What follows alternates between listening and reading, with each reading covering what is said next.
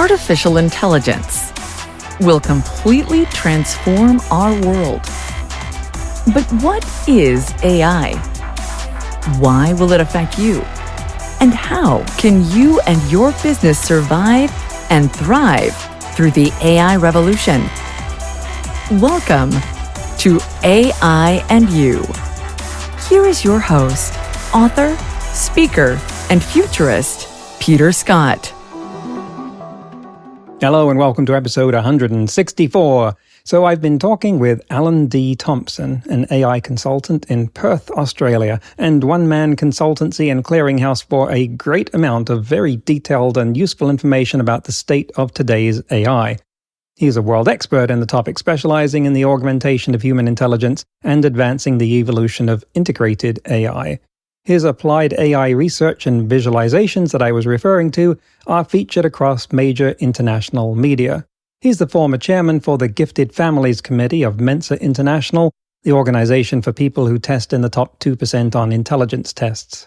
Based in Perth, Australia, Alan advises intergovernmental organizations, companies, and international media in the fields of artificial intelligence and human intelligence, consulting to award-winning series such as Making Child Prodigies for ABC with the Australian Prime Minister, and 60 Minutes for Network 10/CBS.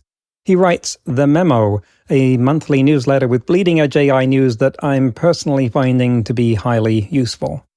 Last week, we related human intelligence to AI, particularly the large language models, to put them in that context. Let's get back to the interview with Alan D. Thompson. You quoted Vernor Vinge in an amazing quotation, and as much of him as I've read, I didn't remember this one, as predicting in 1993 that 2023 would actually be a year that saw either the technological singularity or some precursor of it. And you were saying that if you make a prediction and it turns out wrong, that people hold it against you. Here's someone who made a prediction that turns out right. He gets quoted by Alan D. Thompson, but I don't think he's getting the level of attention he should have otherwise. What lessons do you take from his vision and others about the singularity? Yeah, Professor Vernor Vinge is ahead of his time because he's still with us. He was the slight precursor to Ray Kurzweil, and Ray, in some ways, was able to popularize the term even more with his Singularity is Near book and documentary and speaking. I admire both of them for that level of courage, and particularly with being able to predict something 30 years out. And they've done so nearly down to the year, which seems impossible to me. And they both must have extraordinary lives because 90% of the feedback must be negative, must be, you're a crackpot, or where did you get this from, or what about my job, or, just short-term thinking and automatic belligerence from the population. And I don't know if they care or not, but facing that day to day must be exhausting.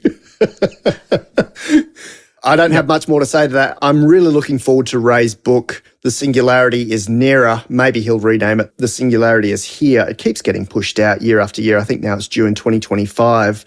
But I'm sure he's looking on with mirth, maybe steepling his fingers, just going, this is incredible. And he's got a front seat there at Google. He was even cited in the Lambda paper, the big chatbot that made the news rounds last year. I think for a lot of these guys, older guys, to see artificial general intelligence taking shape in front of their eyes when they've been talking about it for decades must be an amazing feeling. Let's talk about your field right now is helping people understand what's available, the new models, how they should use them, what they can use them for, bringing people up to speed on what's going on in AI.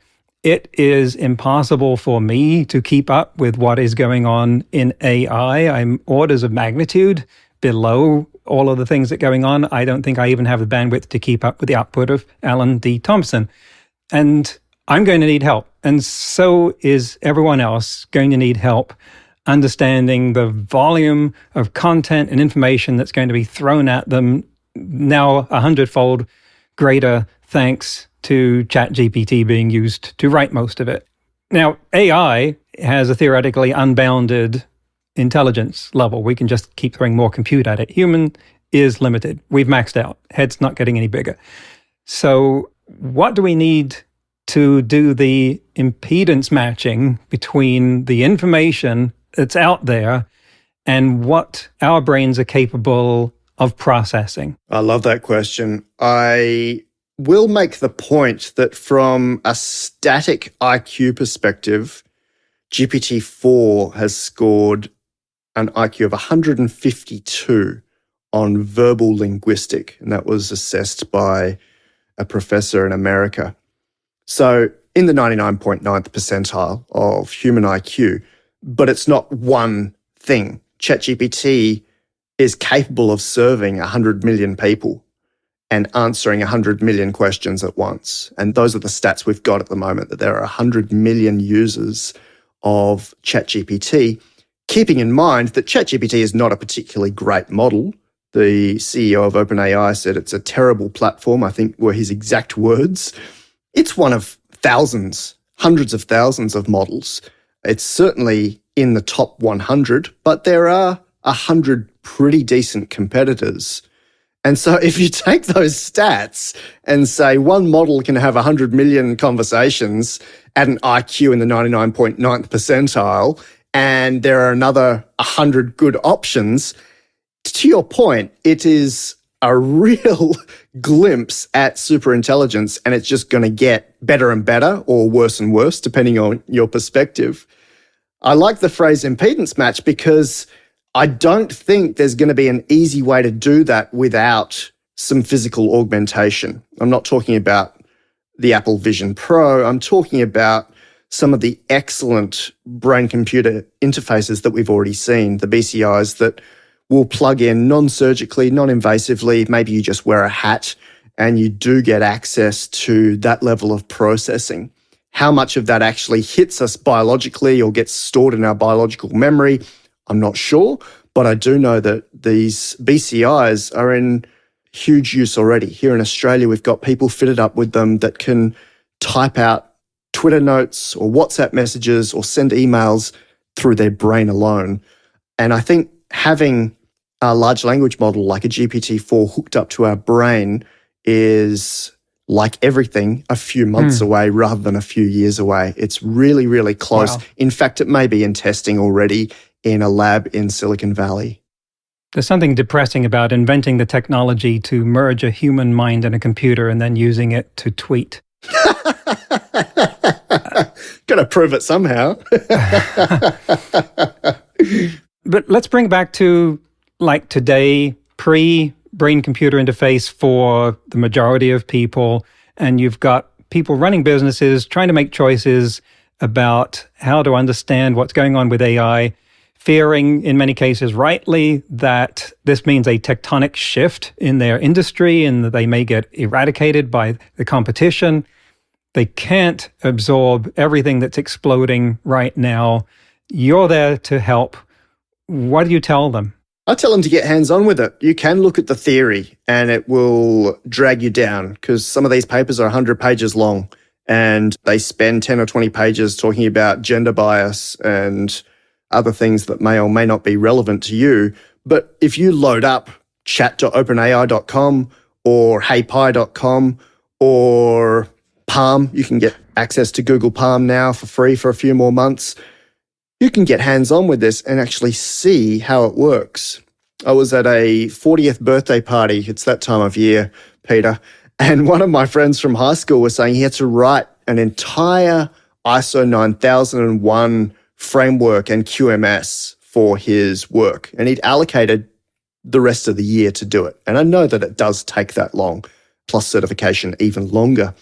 And I said, well, why don't you go and use Anthropic's Claude Plus, which has got 100,000 token context window, 75,000 words. So you could put in a 75,000 word document or you could get out a 75,000 word document. And I said, just have a conversation with it, test it out, see what it can do. And he messaged me the next day and had spent a few hours with it, and it had shown him how to create ISO 9001, given him a table of documents that he had to create. And then he was asking it questions about each document and getting it to write the template and produce the template for him. That's a really specific use case that I wouldn't have thought of because ISO 9001 is not my wheelhouse. But for any human and your listeners, they'll be able to apply it to their specific niche, whatever that is, their industry, their field, their hobby. And rather than hearing it from me and you or reading about it on a news article, they can actually go and play with it and see how it fits into their day-to-day. And that might be something as simple as, and I use this myself, give me the calories for this set of meals I had today. Normally that would take me, a few minutes of typing on whatever it was, MyFitnessPal on the phone or whatever it used to be. ChatGPT will do that in, a couple of seconds. And that's a really fun application for me because that would have normally been tying in a few things and typing each thing in one by one. ChatGPT like that, and something that's really applicable for me. There'll be something different that's applicable for you that once you see it, feel it, and actually interact with it, it becomes a whole different concept. Yes, I had an experience of doing some pair programming with a colleague a few weeks ago where we had almost identical experience with another technology to the one that you described there with the ISO 9001. But a lot of the decisions that people have to make are not about familiarizing themselves with how they can interact with the technology personally. I mean, that's certainly an essential first step. But then what should they do in their business? And should they get into a different business? If they're in an information type business, if they're a consultancy of some kind, they may become irrelevant. If they're producing content, they may become irrelevant or superseded. And this may be unanswerable by almost by definition, but with so much going on, and as you've mentioned, fear, uncertainty, and doubt, how do you suggest that people facing those kind of questions, running a business, there are careers and capital at stake, should pursue those kinds of questions? I ask the same thing, Peter. It's a really big one. It almost comes down to like a philosophical approach and then a governance approach. Are you trusting the free market? Are you trusting the government to look out for you? What's next? I did an interview yesterday with an emergency room doctor and asked him, what do you tell incoming medical students? What are you going to tell your children? Is this something they should be still going to university for? With all of the technologies that are coming out and changing healthcare, what do you actually advise? And I think that question applies to every field and every industry. I don't know the answer to it because the response needed was probably needed 3 years ago.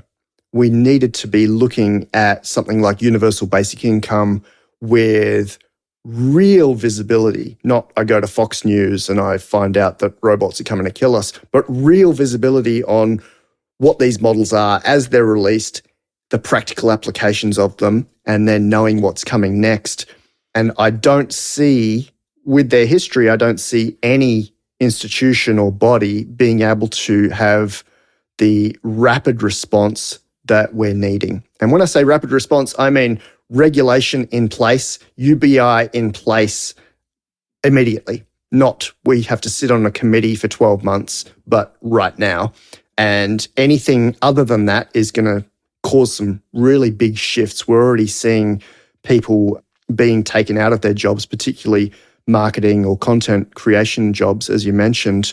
But any professional service is essentially gone, given that you've got an entire building of PhDs who sit there and work 24/7 encapsulated in these models.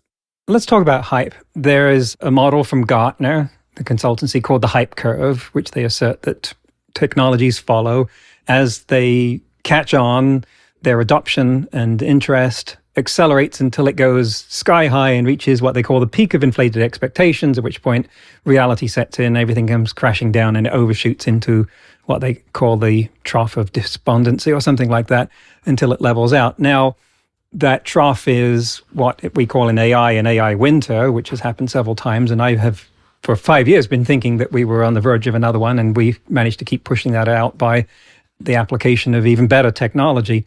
But now that AI has hit the mainstream in such a big way since November 30th, 2022, the social and psychological dynamics of hype are such that it is inevitable that it will reach a peak of inflated expectations. People will just keep piling on expectations until it can't sustain anymore.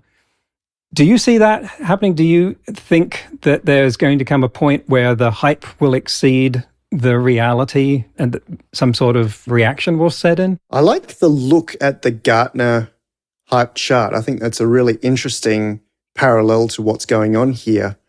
I don't see AI as a widget. I almost see AI as, and Google's CEO has used these comparisons, I almost see AI as the discovery of fire or the harnessing of electricity or the discovery of the internet. And going way, way back, maybe the finding of clothes while we were all running around naked. I can see how something like Bitcoin or Web3 might be something that we could document on a hype curve, but superintelligence is something completely different. I don't know how I'd get around outside anyway with clothes or without something to cook my food on. Okay, so you see us on a path to superintelligence. Let's backtrack to artificial general intelligence then, which is very nebulous, but if you accept that as a term and a thing, then where do you think we are relative to achieving that? I've documented I call it Alan's conservative countdown to artificial general intelligence. And you can have a look at that on lifearchitect.ai/AGI. My definition of AGI, Peter, is a computer or a machine that can operate at an expert level of any human across any field, including the proprioception part. So it has to be physically embodied, has to be able to act on the world, which is why it's conservative and why my definition's a lot more strict. And I've documented every milestone along the way. I believe that today, July 2023, we're 50% of the way to achieving this machine operating at human expert level. But starting from where? From 1,000 years ago or 10? How far out is 100%? Well, that's part of the fun, isn't it? The first milestone I put in there was Google's discovery of the transformer architecture in August 2017. I said, that is the 20% point, because just that capability opened up this entire world. Transformer operates on multimodality, so it can essentially, in theory, do anything, but we're going to add some stuff on top of that. So we know the starting point, 2017. We know where we are now in 2023. One of my colleagues has mapped this onto an exponential curve, and the current prediction, not that I like giving predictions, but this prediction came from GPT-4, looking at my milestones. And GPT-4 said that we'd achieve 100% AGI based on these milestones by around July 2025. And we'll see where we get to with that. That's going to be a fun one to track. Okay, you heard it here, folks. Alan D. Thompson, July 2025. We'll Quoting put a note on the GPT-4. And part of the equation for superintelligence is recursive self-improvement, which I feel ethically bound to point out is frowned upon by the Asilomar principles, but it's also fairly inevitable that people will do it anyway. Do you think your prediction, or GPT-4's prediction, do you think that timeline to superintelligence does depend upon getting AI to train itself so that it doesn't take as long? Wow, perfect timing. You're talking about impedance matching. Just a few hours ago, OpenAI announced an entire new team. They published an article called Alignment with Superintelligence. They have published between the lines, they published a date for superintelligence, which they think will come this decade. So before the end of 2029, it's really close. They've talked about self-improvement, and they've talked about superintelligence replacing this entire, and it is a technical term, concept of reinforcement learning with human feedback, which in plain English is sitting down a bunch of people in Africa who may or may not have bachelor's or master's degrees to rate the outputs of these GPTs, and then the GPTs get retrained with what these humans had said was the best answer. Not the best way to do it. It's a bit of a stopgap, but OpenAI are talking about training their AI from now on with this AI-enforced feedback, which will be very, very interesting. And those RLHF cycles have been criticized for the trauma that they cause people who have to look through a lot of disturbing content in the process of training the AI to not do that to everyone else. And you've answered a question that I've had for a little while now, which is, as a litmus test, could GPT-4 do that phase for GPT-5 so the humans don't have to? Because if the answer is no, it can't, then we've discovered something that GPT-4 or its ilk can't do, which is worth noting. But you're saying that they're saying that they could. Yeah, and they're leaning on research from their colleagues. Just after GPT-3's release, a whole group of staff left OpenAI and formed a new group called Anthropic. And Anthropic was successful in using RLAIF, reinforcement learning with AI feedback, for their most recent model. So they've already tested this in place. It works nicely. Humans should never have been in the loop. I call it a fool's errand to be able to rely on a human to tune this model when we don't know that human's culture or bias or education or training or preferences. And yet it's now embedded in ChatGPT and GPT-4.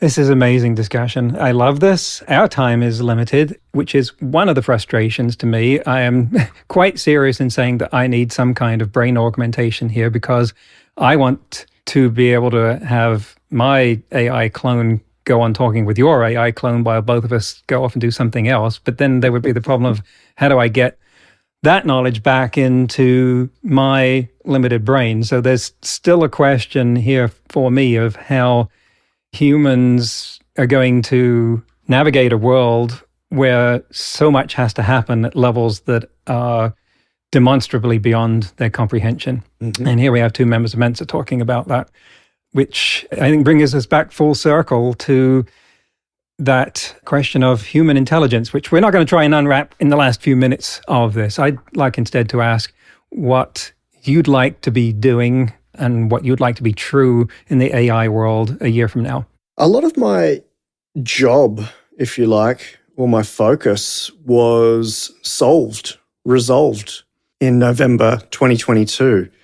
With the release of ChatGPT, with 100 million people suddenly having visibility of all of this possibility, it made my my goal, if you like, somehow achieved to a certain extent. So my focus now is on increasing that visibility, making sure that we're finding all the use cases and also being the optimist, if you like, or at least finding all the positives that can come out of this. I'm used to people feeling threatened or feeling jaded or feeling scared by intelligence. I mean, look at human intelligence, look at how that's dealt with in every country, not just Australia. We've got tall poppy syndrome, but everywhere you've got people who, are really scared of smart people, and in this case, smart things. Through to next year, which is kind of easy to look at, I'm really excited to see the multimodal models and for people to play around with them, for people to take a picture of their drawing and have it created or sculpted as like a Sistine Chapel 4K movie that they can sit inside. I'm really excited about having my own 1X Neo robot backed by GPT-5 that I can ask to do anything because it's not been pre-trained, it's not been programmed. It's a completely open brain that will go and find the most reasonable response to my prompt or request. So just following the path of this exponential growth and finding the real world use cases for this, because it's been great to be able to have access to this on a keyboard for the last 3 years, but having this embedded in daily life, I think, is going to be far more exciting. I do want to visit what you brought up at the beginning of that response there, because both of us being members or ex-members of Mensa probably had same kind of experience that early on in life, while the kids in school who were, say, the jocks on the sports team, soccer, or football, or other kind of sports stars were revered, the smart ones were not. There was a definite sense of there being a threat to others, and since I generally wasn't like head of the boxing team or anything like that, it came with disadvantages. Now, never mind the psychology of that for right now. If a few years from now we are coexisting with AIs that are generally intelligent, so could have this kind of conversation, but are infinitely or near infinitely beyond us in intelligence, what's that going to do for our level of confidence? Do we need to adjust our level of self-respect in some way to cohabit the planet with things that could threaten our dominance intellectually? Great question. I'll take you inside a national report that I did write for Mensa. I'm no longer involved in the organisation, so like you, I'd consider myself an ex-member. All the way back in 2015, I ran a national survey here through a few hundred Australian members of that organisation. So it was about families with children in the top 2% of IQ. One of the questions we asked are, what are your greatest challenges as a Mensan? And 22% of them found challenges with other people feeling threatened, this tall poppy syndrome, from peers, and 14% of them felt that from teachers. So they were getting bullied by teachers who were scared of the child being smarter than them, which is all sorts of sad and debilitating, really, for a child, because there's no way to deal with that. Taking that all the way through to the end of your question, I've always talked about AI as something that's being integrated with us, that's augmenting, amplifying us, not replacing us. So whether it's a brain-computer interface or whether it's Apple Vision Pro that can help you out with conversations or with work or with arguments or with upgrading yourself, evolving spiritually, mentally, emotionally, all of that stuff is possible.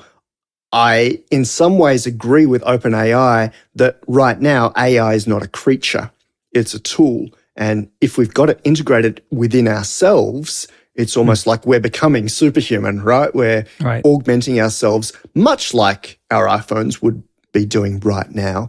And we have the choice at the moment to carry an iPhone or not. I probably know 0 people who choose to not have their iPhones around them 24/7, but that is an augmentation and an extension of ourselves. I don't feel threatened by my iPhone or by Google because it helps me live my life. But the large language models present themselves as conversational. They're chatty. They are, by definition, by design, conversational. And I'm glad that ChatGPT, for one, is so polite and helpful, because it takes the edge off that. No matter what I ask it, it's like, I'll get right on that for you, boss. Or if you point out a correction, oh, I'm sorry I made that mistake. I'm grateful for that much. There were the early days of the Bing chat, the Sydney one, which was the opposite of that. And that could have caused more problems.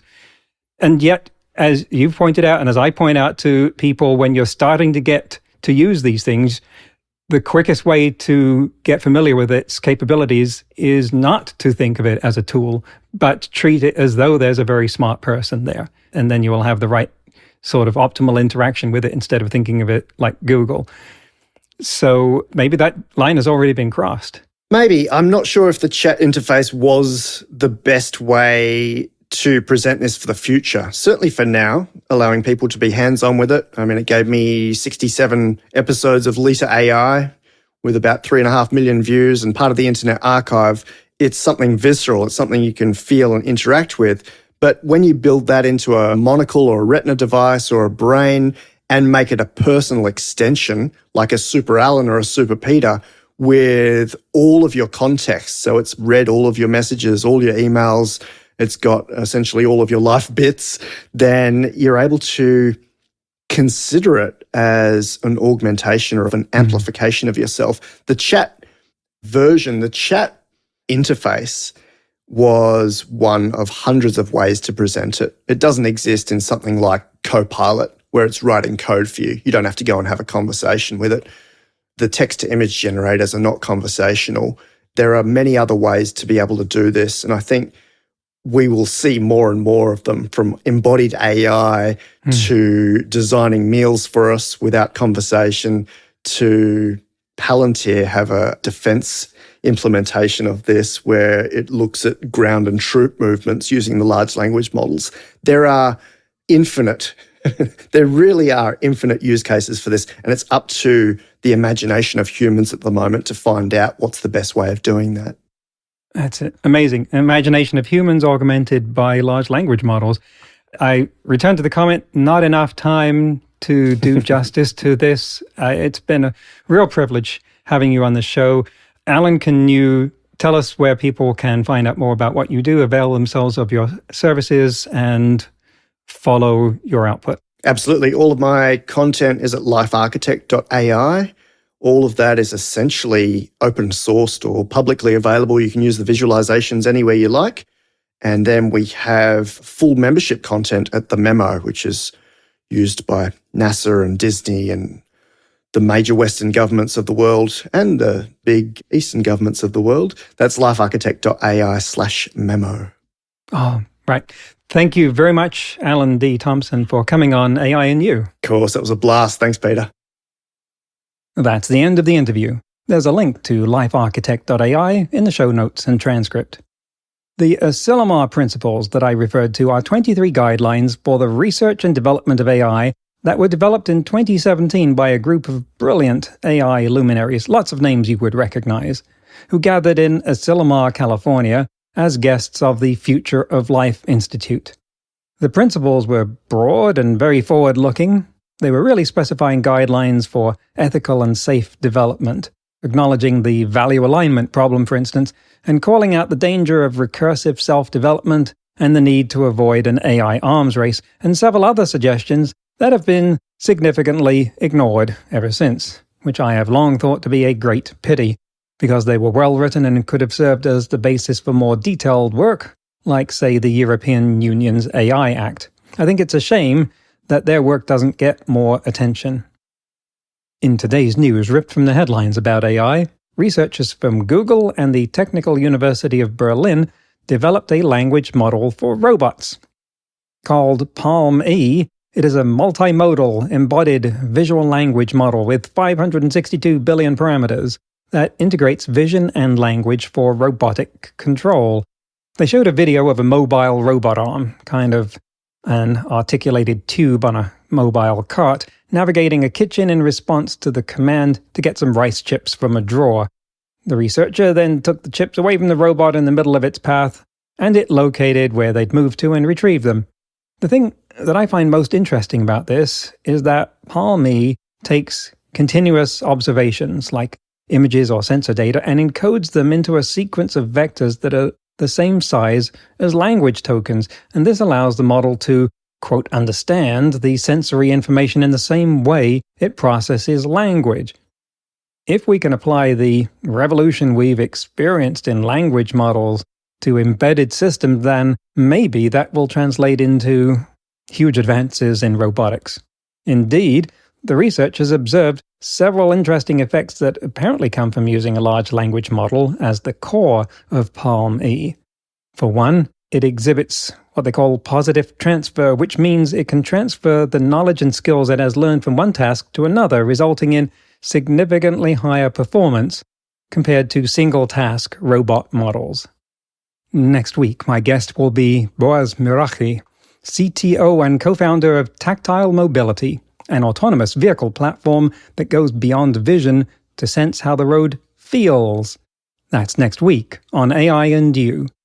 Until then, remember, no matter how much computers learn how to do, it's how we come together as humans that matters. That's all for this episode of AI and You. Please leave a rating and comment and share with your friends. Get the book Artificial Intelligence and You and see more videos and articles at aiandyou.net. That's aiandyou.net, where you can also send us your questions. Thank you for listening.